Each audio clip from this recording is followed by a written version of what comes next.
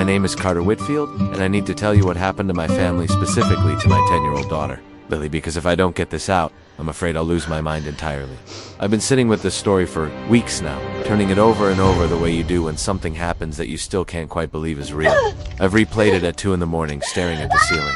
I've replayed it on my commute, at the dinner table, standing, in the shower. I need to say it plainly, from the beginning, so that anyone reading this understands exactly what kind of person Diane Hargrove is, and exactly what she did to a child who had done nothing to deserve it. We moved to Maple Crest Estates, a tidy little HOA community in central Ohio, about 3 years ago. Before we signed the papers, Rebecca and I drove through the neighborhood twice, at different times of day. We wanted to see it in the morning light and in the late afternoon. Both times it looked like the kind of place you'd see in a movie, about what American life is supposed to look like. The lawns were green and even, the driveways were clean, neighbors waved from their porches, kids rode bikes in the cul-de-sac at the far end of the street. The houses weren't large, but they were well kept, and there was a quality of settled peace about the whole street that appealed to us deeply. Rebecca squeezed my hand in the car on the way home and said, "This is it." I thought she was right. I thought we'd found our forever home. Lily was diagnosed with osteogenesis imperfecta, brittle bone disease, when she was 4 years old. We had noticed she was bruising unusually easily and that a minor fall during a birthday party had resulted in a hairline fracture in her left forearm that sent us rushing to the emergency room. The diagnosis was difficult to receive. You sit in a doctor's office and hear words like lifelong condition and heightened fracture risk, and your brain tries to protect you by not fully processing them. But Lily processed it faster than either of us did. She was 6 when she looked up from a picture book one afternoon and said, completely unprompted, "My bones are just different, Daddy. It doesn't mean I can't do stuff." I had to leave the room so she wouldn't see me cry. She has had 6 fractures in her short life. A forearm at 4, a collarbone at 5 from a tumble off a low step, 2 metacarpals at 7 when a classmate bumped into her at recess, a hairline in her tibia at 8. Each time, she handled the recovery with a matter-of-factness that humbled everyone around her. For the past year, she had been using forearm crutches, a bright teal pair she chose herself from an adaptive equipment catalog, pointing at them and saying, "Those ones. They look fast." She called them her speed legs. Every morning, she packed her purple backpack, clipped herself into those crutches with practiced ease, and bounced out the front door like the world owed her nothing but pure, uncomplicated joy. Blonde hair, blue eyes, freckles across her nose, a laugh that could fill a stadium. That is my daughter. Diane Hargrove had been the HOA president of Maple Crest Estates for 7 years by the time we arrived. We didn't notice her at first. She was just a name on the welcome letter we received when we moved in, typed above the HOA seal with the title Community Standards Director and President in bold. It wasn't until our second month that I encountered her in person, when she appeared at our door on a Saturday morning to inform me that our mailbox post was not in alignment with community specifications and needed to be repositioned within 14 days. She said this pleasantly enough, holding a clipboard and smiling, a smile that never reached her eyes. I thanked her, repositioned the post that same afternoon, and thought nothing more of it. I learned more about Diane over time, the way you learn about weather, gradually, then all at once. She was the kind of woman who scheduled community meetings on Tuesday and Wednesday evenings, specifically. I came to understand, because it inconvenienced people who worked regular hours. She called city code enforcement on anyone who left a trash bin visible at the curb after 6 p.m. on collection day. She had sent a formal written notice to the Brennan family at number 51, because their teenage son had placed a basketball hoop at the edge of their driveway. Their own driveway, and she had classified it as a noise hazard under a subsection of the HOA bylaws that had not been invoked in over a decade. She was the kind of woman who found power in small dominions and exercised it without mercy. She did not like children as a general rule, and she especially, for reasons I will get to, did not like Lily. The trouble between Diane and our family had started about 6 months before the day I'm writing about. Lily, walking home from Sadie Crawford's house 2 doors down, had dragged the rubber tip of her right crutch along the painted edge of the curb in front of number 42 Diane's property, leaving a faint scuff no wider than a finger. I would never have noticed it. I don't believe any reasonable person would have noticed it, but Diane noticed it. A formal written notice arrived in our mailbox the following morning. I touched up the paint that same afternoon and wrote a polite response confirming the repair. Over the following months, Diane filed 2 separate complaints about Lily's chalk drawings on our own driveway, drawings of flowers and suns and one elaborate rainbow that Lily had spent an entire Saturday afternoon creating. Both complaints cited visual blight, contrary to community aesthetic standards. Both were dismissed by the full board when I appeared and pointed out that chalk washes away in rain, and that the drawings were entirely on our own property. Once, Diane demanded my appearance before the board because Lily had placed a yellow ceramic pot of sunflowers on our front step, a pot Rebecca had bought at a farmer's market, and that Lily had painted polka dots on. The complaint stated that container was not an approved exterior decorative element, but board dismissed that one too, with an apology and visible embarrassment. But each time I left one of those meetings and walked back to my car, I could feel Diane watching from across the parking lot. Her eyes were always on us. On the afternoon of September 14th, a Tuesday, I was working from my home study. Rebecca had driven to the grocery store. Lily had been given permission to walk to Sadie Crawford's house, 4 houses to the left, a route she had taken at least a dozen times. Claire Crawford had texted me that morning to say Lily was welcome anytime. The sidewalk was clear. The weather was mild and sunny. I watched Lily from the window as she set off, her teal crutches catching the afternoon light, her purple backpack bouncing, her small voice carrying back to me on the breeze. She was singing, I don't know what song, something she made up. Probably Shuai's always making up songs. I watched her until she was past the 3rd house, smiled to myself, and went back to my laptop. 20 minutes later, my phone rang. It was Claire Crawford, and her voice was not the voice of a woman calling to arrange a playdate. It was tight and trembling and very controlled. She told me Lily was on the sidewalk in front of number 42. She was on the ground. She was not physically injured, Claire thought, but she was shaking badly and crying. And her crutches, Claire said, her voice dropping to something that was almost a whisper. Her crutches were broken, both of them. I was out the door before she finished the sentence. I ran the 4 houses barefoot. I hadn't stopped to find shoes. I remember the concrete of the driveway and then the warm roughness of the sidewalk under my feet, and I remember none of it mattering at all. I covered the distance in seconds that felt like minutes. And when I came around the low hedge at the edge of number 40's yard and saw Lily sitting on the grass verge, I felt something happen in my chest that I don't have a clean word for. It wasn't panic, exactly. It was something older and more animal than panic. It was the specific terror of a parent seeing their child small and broken on the ground in a place they were supposed to be safe. I dropped to my knees on the grass beside her and pulled her into my arms without a word. She was shaking, a deep, full body trembling. The kind that comes not from cold but from shock and fear and the desperate effort to hold yourself together. Her fingers gripped the front of my shirt and she pressed her face against my neck, and I held her there on the grass verge of the public sidewalk in front of number 42. Maple Crest Estates, Ohio. While the afternoon went quietly on around us, Claire Crawford stood a few feet away, arms crossed tight across her chest, jaw set, eyes bright with barely contained fury. From the driveways of numbers 40 and 44, 2 more neighbors had appeared, Greg Hoffman and Sandra Mercer, drawn out by whatever they had seen or heard. They stood in silence. No one spoke. The door to number 42 was firmly closed. When Lily had stopped shaking enough to talk, I pulled back and looked at her face. Her eyes were red. Her palms, when I turned them over, were scraped and dirty from the fall. There was a small dark contusion forming on her right knee. I cupped her face in my hands and asked her, as steadily as I could, to tell me what happened. She told me. She was very clear. She had been walking along the sidewalk singing to herself when Diane Hargrove had appeared at the top of her porch steps and called out to her. Lily had stopped because she had been raised to be polite to adults, even adults she knew were unkind. Diane had walked down from her porch and come to the edge of the sidewalk. She had told Lily that she was not permitted to use the sidewalk in front of her property. Lily said she had told Diane that it was a public sidewalk. She said she had tried to step around her. She pulled them right out of my hands.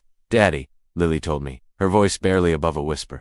I fell down and she put them on the ground and she stepped on them. Both of them, she stepped on them until they broke. And then she went inside.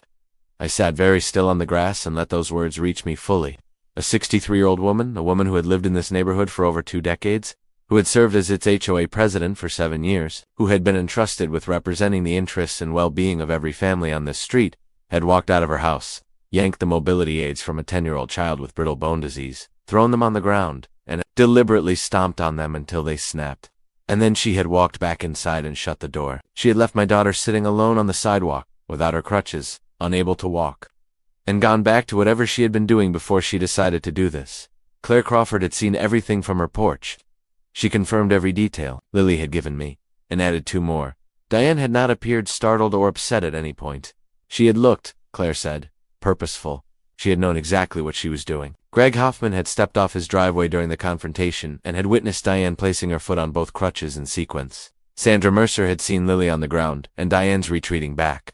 I had 4 witnesses, 3 of whom were prepared to put their names to formal statements. I asked Claire, right there on the sidewalk, to write down everything she had seen before the end of the day while it was still sharp in her memory. She nodded immediately and without hesitation. Greg and Sandra offered the same before I could ask. I gathered up the broken crutches and carried Lily home. She was too shaken to attempt walking, even if she'd had anything to walk with, and I wasn't going to ask her to try. I carried her the 4 houses back to our front door the same way I used to carry her when she was 3 years old. Her arms were on my neck and her head on my shoulder. I settled her on the living room couch with a glass of water and a blanket, and texted Rebecca to come home.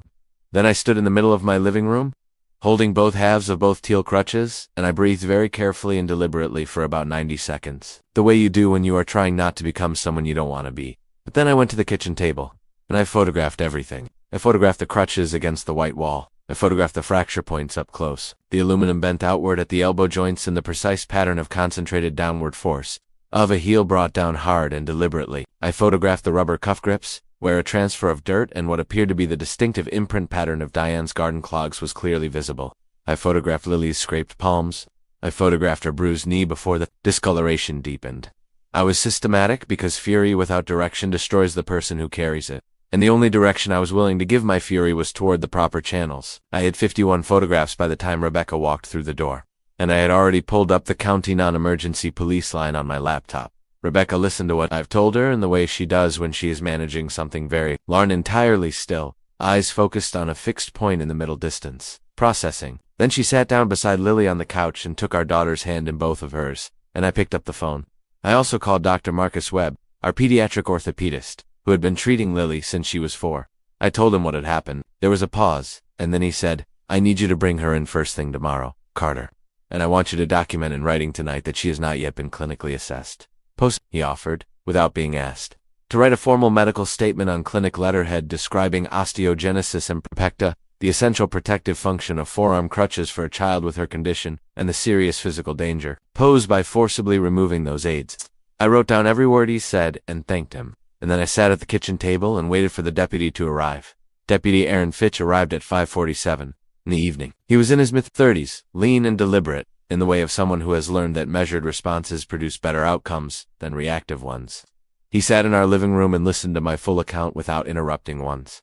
"What?" I finished. He asked 3 precise, clarifying questions, wrote the answers down, and then turned to Lily. He crossed the room and crouched at her level beside the couch, not looming over her, not maintaining professional distance, but genuinely meeting her where she was, and asked if she'd be willing to tell him what happened in her own words. She told him. Same story.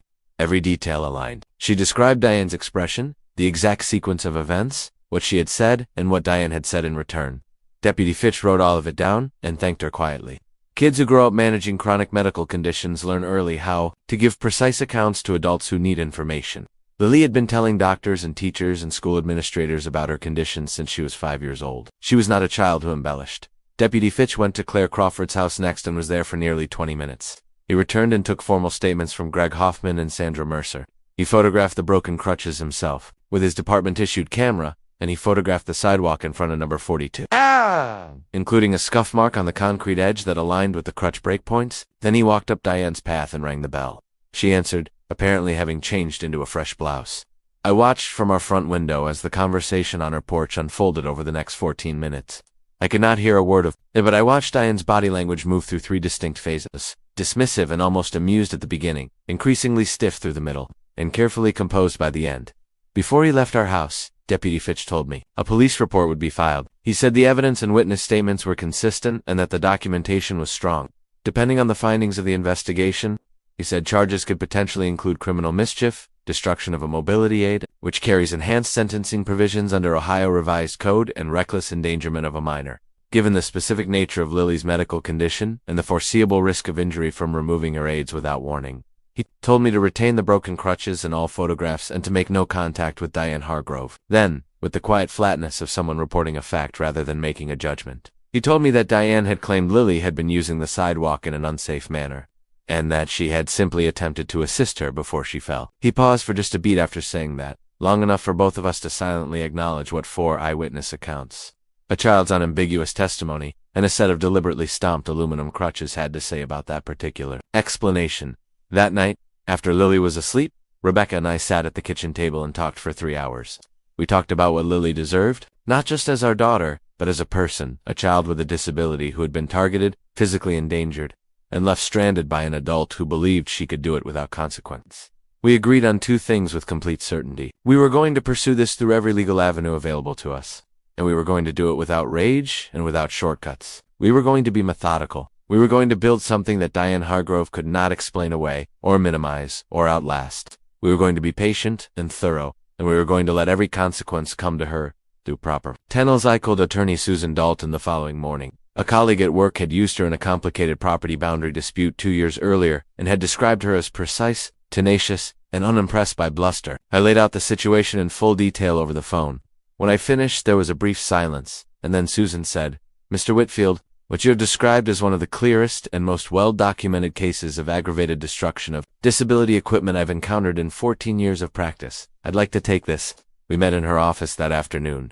She reviewed my photographs, the witness contact list, Deputy Fitch's report number, and the preliminary notes from Dr. Webb. She told me we had solid grounds for a civil suit seeking compensatory damages for the Crutches, documented medical costs, emotional distress damages for Lily, and punitive damages reflecting the deliberate and premeditated nature of the act. She also raised a federal dimension I had not fully considered.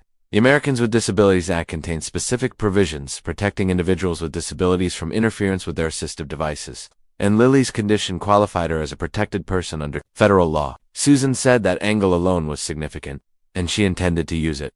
Dr. Webb's examination the following morning showed no new fractures. The relief I felt standing in that hallway outside the exam room was so complete and sudden that I had to brace my hand against the wall. When Dr. Webb came out and told me Lily's bones were intact, I said thank you in a voice that came out smaller than I intended. He put a hand briefly on my shoulder and said, "She was lucky." He documented the bruising on both palms and the contusion on her right knee, photographed them, and then spent time writing. The letter he produced on clinic letterhead ran to 4 full pages.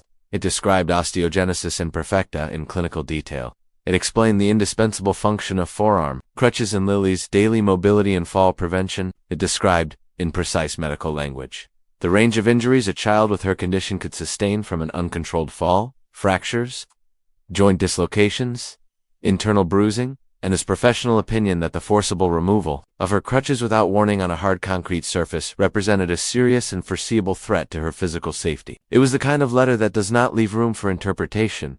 On the 4th day after the incident, attorney Susan Dalton filed a formal complaint with the Maplecrest Estates HOA board, demanding an emergency session to address Diane Hargrove's conduct as president. Within 24 hours, 3 other families on the street had reached out to us privately. The Brennans at number 51 had received 80 informal HOA complaints from Diane over 2 years, one of them for their teenager's basketball hoop, classified under a noise ordinance.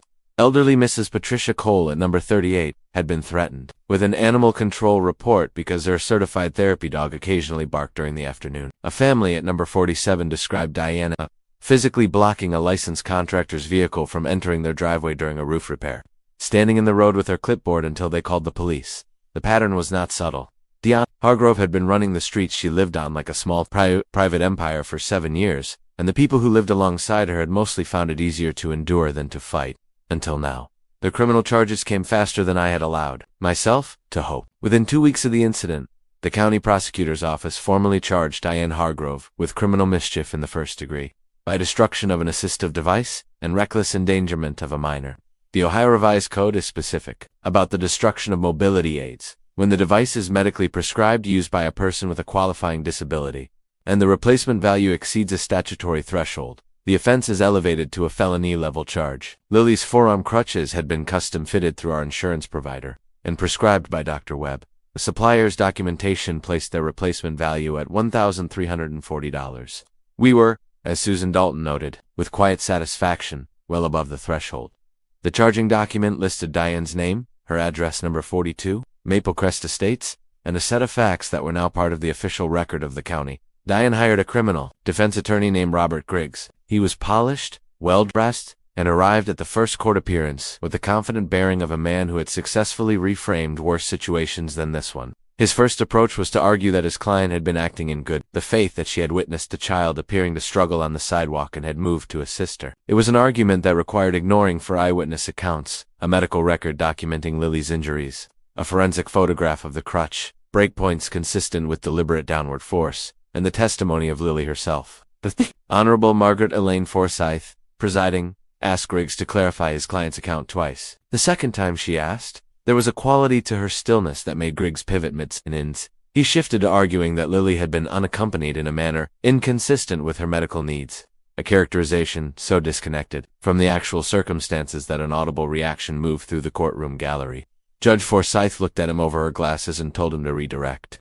The arraignment proceeded. The HOA board meeting was a different kind of reckoning, slower, more personal, and in some ways more significant than the courtroom. Susan Dalton and I attended together, along with Rebecca, Claire Crawford and her husband, the Brennan family, and Mrs. Patricia Cole, who arrived with her therapy dog and sat in the front row. Diane came with Griggs, which the board chaired. Retired civil engineer named Donald Price, noted aloud was unusual for an internal community proceeding. The 5 board members sat behind a folding table at the front of the community room of the neighborhood recreation center, with fluorescent lights humming overhead and 40-some residents filling the chairs behind us.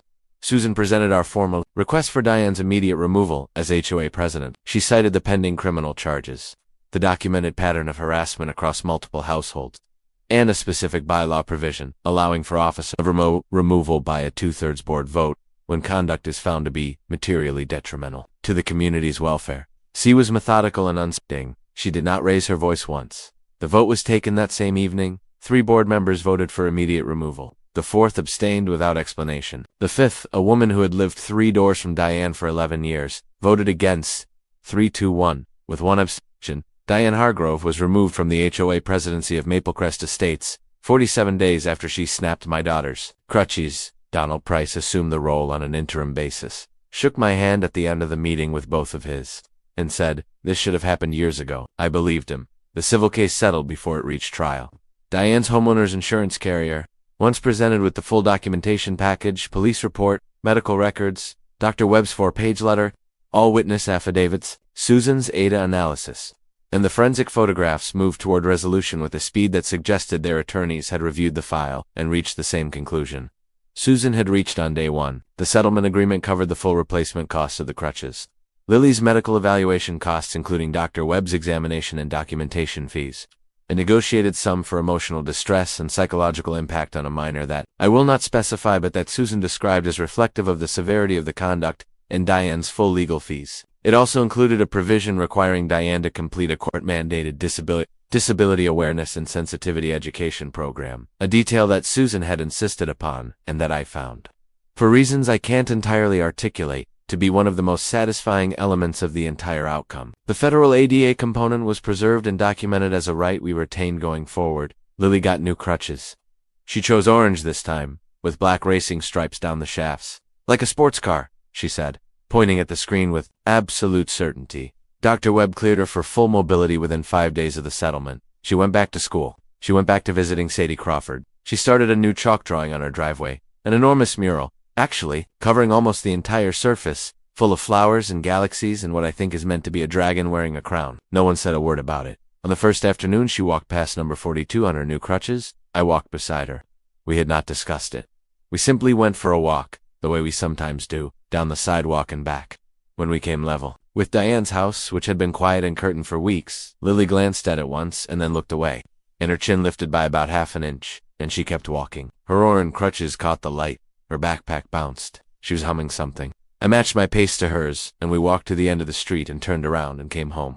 And I didn't say anything about what I felt because there weren't words adequate to it.